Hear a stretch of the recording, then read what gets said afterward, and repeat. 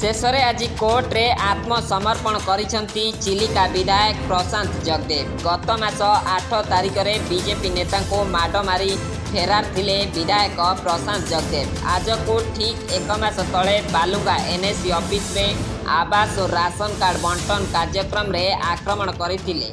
प्राय दीर्घ एक मास धरी फेरार थिले विधायक प्रशांत जगदेव। बालुगा एनएससी रे बीजेपी नेता को माड मारिबा वीडियो भाइराल हेबा परे तांको विरोध रे कार्यानुष्ठान नैथिले बीजेडी सुप्रीमो नवीन पट्टनायक।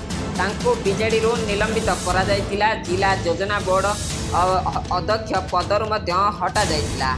माड मारिबा परे प्रशांत जगदेव को विरोध रे थाना रे अभियोग भी होइतिला। आउ सेबे ठारू विधायक को नहीं पुलिस चारियाडे मध्य चढ़ाऊ रखितिला। एपरिकी प्रशांत को आगुआ जमीन आवेदन भी खारज हो जाइतिला।